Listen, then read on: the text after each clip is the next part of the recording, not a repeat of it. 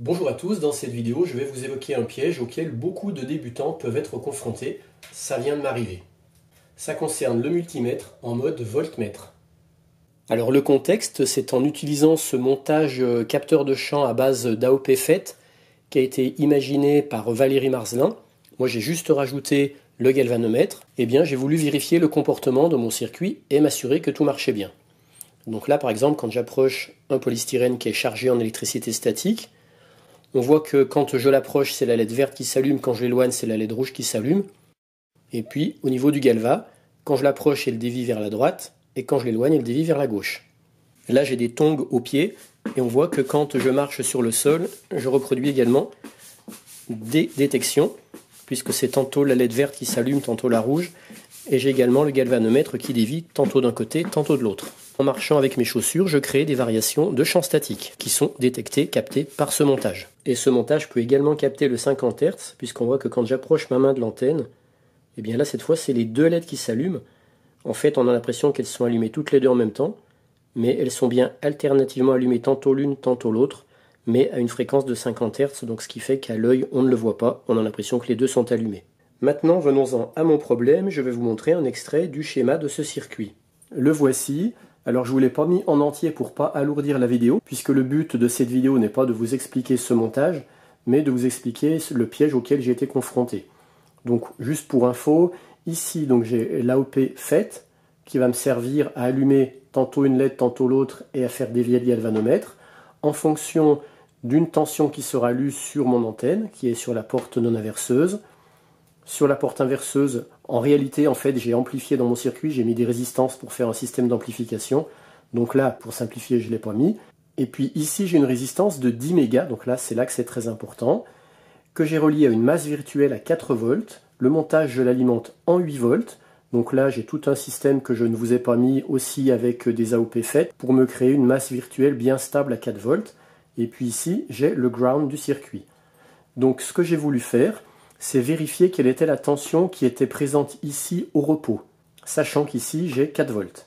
Donc ce que j'ai fait, avec mon voltmètre, j'ai mesuré la tension entre ce point-là et le moins de l'alimentation. J'ai bien trouvé 4 volts, donc c'est bon, j'avais bien ma masse virtuelle à 4 volts. Ensuite, mon voltmètre, je l'ai positionné aux bornes de ma résistance de 10 mégas, et là j'ai trouvé 0 volts, donc je me suis dit, c'est bon, ça veut dire que logiquement ici, je dois avoir 4 volts. Et bien quand je suis venu cette fois positionner le voltmètre entre ce point-là et ce point-là, eh bien j'ai trouvé 2 volts. Donc là, je ne comprenais pas. Et en plus, le fait de brancher le voltmètre entre le in plus et le ground, eh bien ça m'allumait la LED rouge, qui montrait bien que justement j'avais un abaissement de tension de 4 volts à 2 volts, et puis le galvanomètre également allait du côté du moins. Quand j'ai vu ça, je me suis dit, mais comment expliquer cette anomalie, puisque normalement j'aurais dû trouver 4 volts. Puisque de là à là j'ai 4, de là à là j'ai 0, donc logiquement de là à là je devrais avoir 4, mais je ne trouvais plus que 2. Donc qu'est-ce qui se passe? Eh bien c'est ce que je vais vous expliquer dans cette vidéo. Là je mesure la tension entre le plus et le moins de la lime, donc je mets sous tension. J'ai bien à peu près 8 volts. Maintenant je vais mesurer la tension de ma masse virtuelle qui doit être à peu près à 4 volts. Voilà, 3,97. Maintenant, je vais mesurer la tension aux bornes de la résistance de 10 mégas. Je dois trouver normalement 0 volts au repos. Voilà, j'ai pile 0 volts. Et maintenant, je viens mesurer la tension entre la porte d'entrée in plus de mon AOP et le moins du circuit. Logiquement, c'est là que je devrais trouver 4 volts. Et regardez, je ne trouve que 2 volts. Et regardez, au moment où je branche la sonde négative de mon voltmètre, j'ai la LED rouge qui reste allumée toute seule, alors que tout à l'heure c'était les deux LED, la verte et la rouge, parce que là j'avais le 50 Hz, j'avais la pollution du 50 Hz. Mais là quand je viens brancher le moins de la sonde du voltmètre, je n'ai plus que la LED rouge. Et regardez, le galvanomètre, il dévie bien vers la gauche, ce qui indique bien que j'ai une tension négative en sortie de mon AOP. Alors que quand j'enlève la sonde négative, voilà, mon galva revient bien au zéro. Dans une précédente vidéo qui date à peu près d'il y a 1 an ou 2, je ne me rappelle plus, je venais de comprendre qu'un voltmètre, en réalité, était un ampèremètre. Puisque pour afficher une tension, il fallait qu'il laisse passer à travers lui un tout petit courant. Et qui dit tout petit courant, dit qu'il a une propre résistance pour limiter ce courant. Et en fait, on va appeler ça son impédance. Eh bien, il faut savoir qu'en général, les voltmètres, ils ont à peu près une impédance de 10 mégaohms. Là, par exemple, c'est écrit sur la notice de ce Voltcraft. Il précise que mon voltmètre, il présente une résistance d'entrée supérieure à 10 mégaohms. 10 mégaohms, ça vous rappelle rien? C'est précisément la valeur de cette résistance. Vous vous souvenez sur mon schéma, elle est ici. Donc quand je viens brancher mon voltmètre entre ce point-là et ce point-là, eh bien en réalité, c'est comme si je venais poser une deuxième résistance de 10 mégaohms de même valeur que celle-ci. Ce point-là est relié aux 4 volts à travers une résistance de 10 mégas, et ce point-là est relié au ground, donc au 0 volt du circuit, à travers mon voltmètre qui présente une impédance de 10 mégas. Donc c'est comme si j'avais une deuxième résistance de 10 mégas. Eh bien quand je branche mon voltmètre ici, qu'est-ce que je fais? En réalité, je fais un pont diviseur de tension, tout simplement avec ici on pourrait dire un pull-up qui tire ce point vers le 4 volts, et puis ici un pull-down qui tire ce point vers le 0 volt. Donc c'est comme si j'avais un pont diviseur entre le 4 volts et le 0 volt avec deux résistances de 10 mégas, donc forcément entre les deux, j'ai du 2 volts. Voilà pourquoi je trouve, en branchant mon voltmètre, ici 2 volts. Par contre, dès que je vais débrancher mon voltmètre ici, ce point-là va revenir au 4 volts, puisqu'il sera relié à travers le 4 volts, à travers cette résistance de 10 mégas, qui serait tout simplement un pull-up. Donc de façon très schématisée, pour résumer, voilà ce que j'ai. Ici, c'est l'entrée non inverseuse de mon FET, où il y a également mon antenne. Et bien, quand je n'utilise pas de voltmètre, voilà ce que j'ai. C'est comme si j'avais un pull-up qui me monte la tension ici à 4 volts. Ça m'évite d'avoir justement mon antenne flottante. Et puis quand je viens rajouter mon voltmètre relié au ground de la lime, hop, ça fait ça. Ça fait mon pont diviseur de tension, puisque mon voltmètre, il équivaut à une résistance de 10 mégas, parce qu'il a une impédance à peu près de 10 mégas. Donc c'est comme si j'avais deux résistances de 10 mégas. D'un côté j'ai le 4 volts, de l'autre côté j'ai le 0 volt. Donc ici je me retrouve avec du 2 volts, puisque j'ai un pont diviseur de tension avec deux résistances de même valeur. Donc le fait qu'un voltmètre puisse perturber un circuit au moment où on vient faire une lecture de tension avec ce voltmètre, c'est surtout valable si on a des résistances de grande valeur dans notre circuit. Ici, ça vient tout perturber, puisque cette résistance dans mon circuit, elle est de même valeur que l'impédance du voltmètre.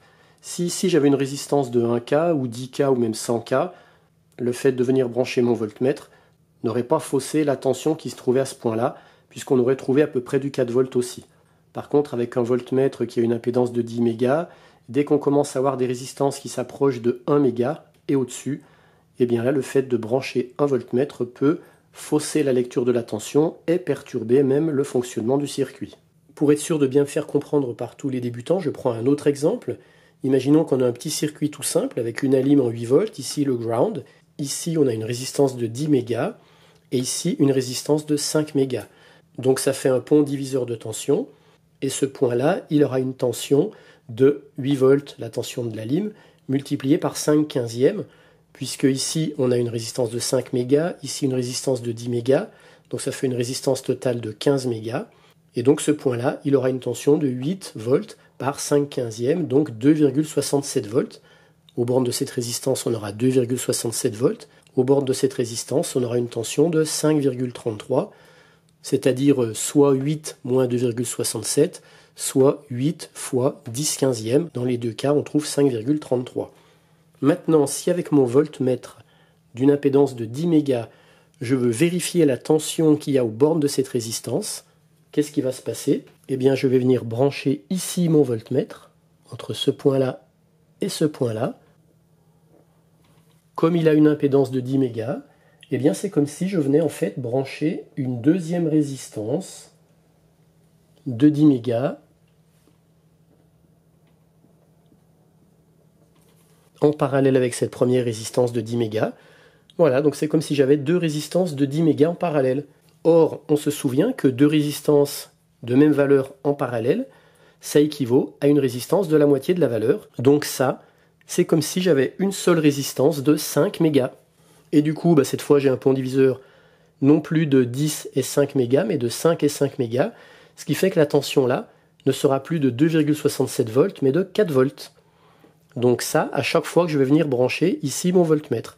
Donc si j'étais venu brancher mon voltmètre ici, j'aurais trouvé non pas 2,67 volts, mais 4 volts. Tout ça parce que mon voltmètre a une impédance de 10 mégas et qu'ici il y avait également une résistance de 10 mégas. Donc cet autre exemple illustre aussi comment le fait de venir brancher un voltmètre d'une impédance de 10 mégas au bord d'une résistance de 10 mégas peut fausser la lecture de la tension du point qu'on veut mesurer, puisque le voltmètre va interférer avec le circuit. Et d'ailleurs, en échangeant avec Valérie Marzelin, il m'a dit « mais tu peux même toi-même vérifier cette impédance. Pour ça, il suffit que tu disposes de 2 multimètres. » Donc là, on va le faire ensemble. Le premier, je viens le mettre en mode voltmètre. Et donc là, c'est celui-là dont je veux vérifier que l'impédance est bien à peu près de 10 mégas. Le deuxième, lui, je vais le mettre en mode ohmmètre. Donc là, je viens me mettre en mode ohmmètre. Voilà, là je suis en mode ohmmètre. Et puis je vais tout simplement relier les pointes de touche ensemble, plus plus et moins moins. Pour éviter que ça fasse ça, on sort du mode automatique, on passe en mode manuel. Voilà, là je passe en mode manuel. Et puis là, il faut également que je passe en mode manuel. Voilà. Donc il faut mettre les deux multimètres en mode manuel. Et là, qu'est-ce qu'on voit? Que l'impédance de ce voltmètre, elle est bien de à peu près 10 mégas. L'impédance de cet appareil en mode voltmètre est à peu près de 10 mégas. J'ai oublié de vous préciser, celui dont on se sert en mode ohmmètre, là en l'occurrence c'est le O1, pour qu'il puisse aller jusqu'à 10 mégas, bah forcément il faut qu'en mode ohmmètre, il puisse monter au moins jusqu'à 10 mégas. C'est le cas puisqu'on voit que là il est donné jusqu'à 100 mégas en mode ohmmètre. Et également, il ne faut pas confondre la plage des ohms maximum en mode de résistance avec l'impédance de l'appareil. On verra que celui-ci, il peut aller lire des résistances jusqu'à 100 mégas, mais 100 mégas, ce n'est pas son impédance. Son impédance en mode voltmètre, on va aller la lire tout de suite. Pour ça, je vais tout simplement inverser les modes.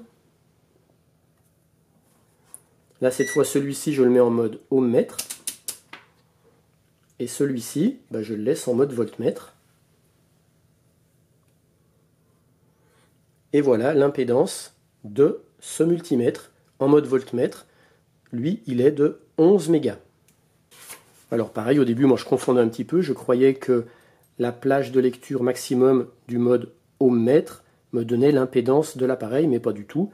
On voit que celui-ci peut bien aller jusqu'à 100 mégas, mais que son impédance en mode voltmètre est de 11 mégas.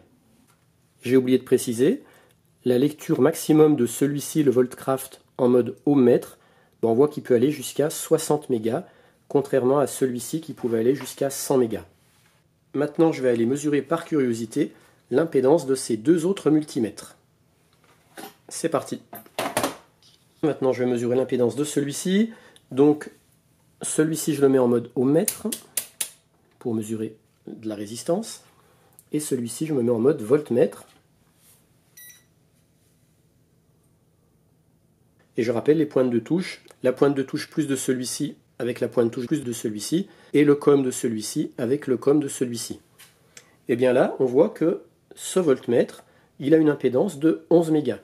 Plus l'impédance d'un voltmètre sera élevée, mieux ça sera, puisque ça veut dire que ce voltmètre aura moins de risque de perturber le circuit et de fausser les lectures puisque son impédance est élevée. Un voltmètre aura toujours un intérêt à avoir la plus grande impédance possible. Ben, mine de rien, ce petit voltmètre, il a une impédance de quasiment 11 mégas, ce qui est bien. Maintenant, je vais mesurer celui-ci de marque Extel que j'avais acheté, je crois, à Auchan ou à Carrefour. Voilà, par exemple ici. Et la grosse surprise, l'impédance de ce voltmètre ne serait que de 1 méga, donc 10 fois moins que les trois autres, ou même 11 fois moins que celui qui avait 11 mégas. Donc en fait, ce petit appareil, ce petit multimètre, on ne pourra pas tellement l'utiliser pour des circuits utilisant des résistances supérieures à 500K. Puisqu'en branchant ce voltmètre dans un circuit, c'est comme si on venait mettre en parallèle une résistance de seulement 1 méga. Donc je ne sais pas vous, mais moi en tout cas, j'ai vraiment appris quelque chose. Et juste par curiosité, je ne sais pas jusqu'à combien de ohms il peut monter. Là, il est marqué 200K. Je vais regarder si avec celui-là, je peux mesurer l'impédance de celui-ci, sachant que l'impédance de celui-ci, je crois que c'est 10 mégas. Donc là, je vais inverser. Cette fois, celui-ci, je le mets en mode voltmètre. Et puis là, je viens me mettre en mode ohmmètre le plus élevé possible. Et ben, vous voyez, il ne peut pas la lire puisqu'il marque 1, donc ça veut dire que over limit. Typiquement, il ne peut pas monter suffisamment haut, donc en mode ohmmètre, il ne peut pas monter jusqu'à 10 mégas parce que celui-ci, il a 10 mégas. Voilà. En conclusion, tant que vous utilisez des voltmètres, même celui-ci qui a une faible impédance, sur des circuits avec des faibles résistances, on va dire inférieur à 100K, ça ne devrait pas poser de problème. Mais dès que vous allez vouloir mesurer des tensions sur des circuits avec des grosses impédances ou des résistances qui approchent 500K ou 1 méga, eh bien, il faudra faire attention parce que justement, le fait de venir brancher votre voltmètre pourra fausser le fonctionnement du circuit ou vous risquez de trouver des tensions qui seront faussées. Et voilà, maintenant vous en savez autant que moi sur les voltmètres et moi je vous dis à bientôt pour de nouvelles vidéos dans la Tronic Aventure. Bye bye!